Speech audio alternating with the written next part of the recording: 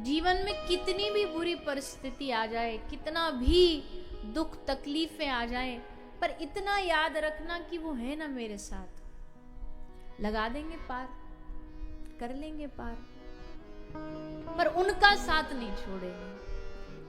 जब दुख संकट की घड़ी आती है तो दो चीजें हैं, या तो आदमी बिखर जाता है या आदमी निखर जाता है।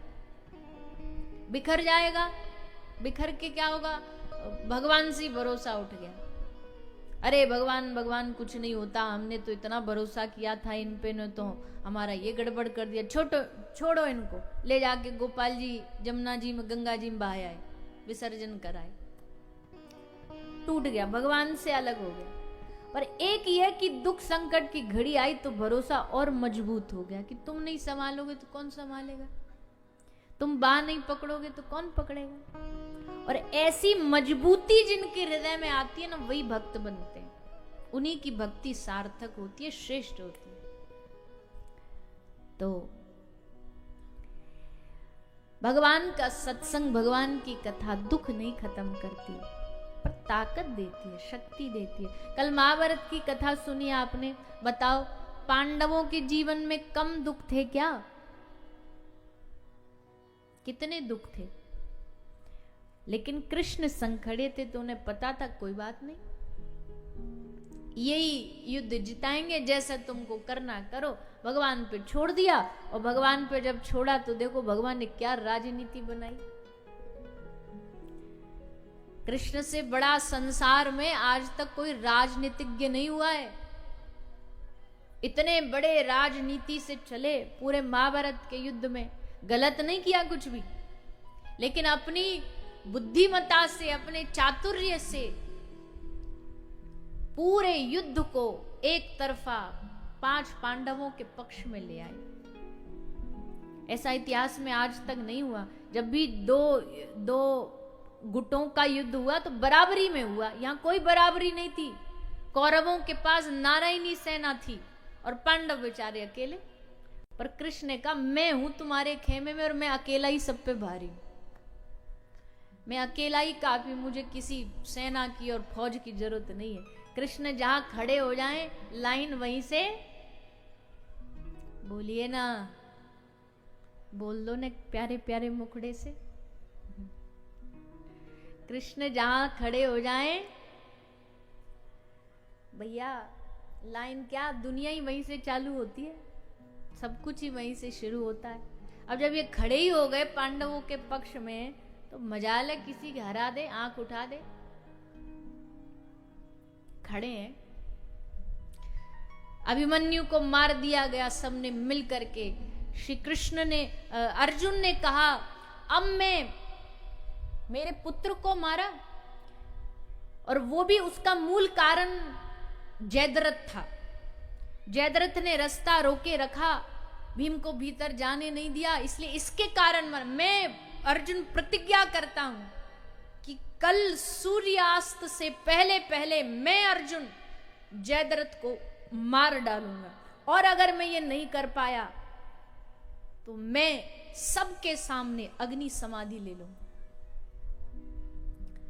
अब बस इतना सही तो करना था, सूर्यास्त से पहले पहले जयद्रथ को बचा के रखना था। दुर्योधन ने ऐसी योजना बनाई, सारी जितनी भी सेना, जितनी भी सिक्योरिटी सब जयद्रथ की सुरक्षा में लगा दी। बोले पहुंच न जाए बस अर्जुन, कुछ भी हो जाए भाई, इतना सा शाम तक रोक लो उसे। सारी सेना लग गई। अर्जुन आए, अर्जुन ने युद्ध चालू किया सुबह से, और युद्ध करते करते करते सबको हराते आगे बढ़ रहे हैं, कोशिश कर रहे हैं, पर इतनी भारी सुरक्षा के अर्जुन भी पार नहीं कर पा रहे। देखा सुबह से मध्याह्न, मध्याह्न से संध्या, संध्या से सूर्यास्त होने का समय आ गया, और अभी तक तो अर्जुन कहीं पहुंच ही नहीं पाए। अर्जुन समझ गए कि आज तो हम गए, और जब गए तो कुछ करना नहीं, बस ऐसे कृष्ण की ओर देखा। ठाकुर जी बोले, और जैसे भगवान ने कमान संभाली, भगवान ने नजर ऊपर ऐसे दृष्टि करी, दृष्टि ऊपर जैसे श्री प्रभु की गई तो सूर्यास्त हो गया, सूर्य अस्त हो गया। और जैसे सूर्यास्त हुआ, अब तो महाराज कौरवों में आनंद की लहर दौड़ाई। दुर्योधन नाच उठा, बोले आनंद आ गया, मजा आ गया, कुछ करना भी नहीं पड़ा। और अब देखो खुद मरेगा, ये खुद अग्नि समाधि लेगा। और जयद्रथ खुश, दुर्योधन खुश। और जैसे बिल में से चूहा निकल आता ना, वैसे जहां छुपा था वहां से दुर्योधन उसे पकड़ करके बाहर ले आया जयद्रथ। बोले आज अब हो गया काम, अब तो ये इसकी समाधि देखेंगे, अग्नि समाधि देखेंगे। दोनों आ गए बाहर, सामने आके खड़ा हो गया जयद्रथ। दुर्योधन ने कहा लो अब चलो, लगाओ भैया आग वाग लगाओ, कुछ इसकी तैयारी करो, बाण चलाओ, अग्नि प्रज्वलित करो। अर्जुन ने कहा ठीक है, हमने प्रतिज्ञा करी, हम करेंगे। और अर्जुन अग्नि समाधि लेने को तैयार हुए ही कि तभी श्री कृष्ण ने कहा रुक जा, तसल्ली रख, हम है ना, हम खड़े हैं ना। और भगवान ने दृष्टि करी फिर से आसमान की ओर, आकाश की ओर। और जैसे दृष्टि करी तो भैया सूर्यास्त तो हुआ नहीं था। भगवान ने बादलों को कह दिया था थोड़ी देर ढक दो सूरज को। जैसे दृष्टि करी, कहा हटो, बादलों को हटाए। और जैसे बादल हटे फिर से सूर्योदय हो गया, दिख गया, अस्त हुआ ही नहीं था। तो फिर से सूर्य दिखा। और जैसे दिखा भगवान श्री कृष्ण ने जोर से कहा अर्जुन ये रहा सूर्य, ये रहा तेरा धनुष बाण, और ये रहा जयद्रथ। तुरंत अर्जुन ने बाण निकाला और जयद्रथ का सर धड़ से अलग कर दिया। अब बताओ, जो अपने भक्त के लिए इतनी सारे प्लानिंग करने को तैयार हो, उसको कौन हरा सकता है दुनिया में।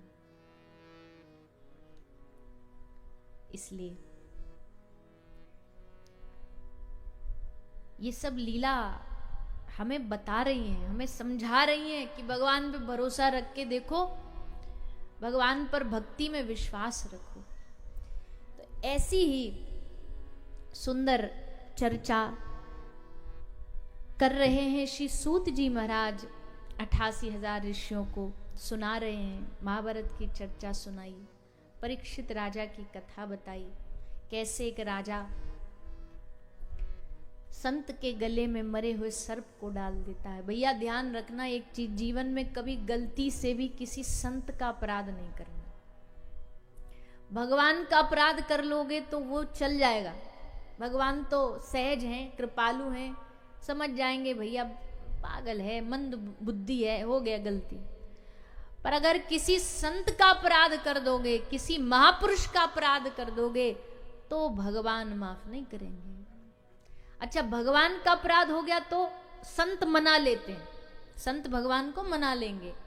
पर अगर संतों का अपमान हो गया तो फिर भगवान नहीं। हरि रूठे गुरु ठौर है, गुरु रूठे नहीं ठौर। हरि रूठ जाएंगे तो गुरु अपना लेंगे, कोई बात नहीं बेटा तू इधर आ जा, हम बनाते। पर गुरु रूठे नहीं ठौर। इसलिए संतों के अपराध से सबको बचना चाहिए, गलती से भी संतों। अच्छा, संत अपराध का मतलब केवल यही नहीं होता कि आपने किसी संत को गाली दे दी या धक्का मार दिया, यही अपराध नहीं है। उनके प्रति मन में गलत भाव लाना भी अपराध है, उनके लिए गलत बोल देना भी अपराध है, संतों के लिए गलत शब्द का उपयोग कर देना भी अपराध है, जो आजकल सब लोग करते ही हैं। कैसे करते हैं? बोला अरे ये आजकल तो साधु बाबा सब ढोंगी हैं, ये जो ढोंगी शब्द बोलने वाले ना, ये संतों के घोर अपराधी हैं। तुम्हारी बुद्धि ने अगर अच्छे संत न देख पाई हो तुम्हारी बुद्धि, तो इसका मतलब ये थोड़ी है कि सब संत महापुरुष सब गुरु ऐसे होते हैं। तुमको नहीं मिले वो अलग बात है, तुम ना देख पाए वो अलग बात है, पर महापुरुष तो भैया महापुरुष होते हैं।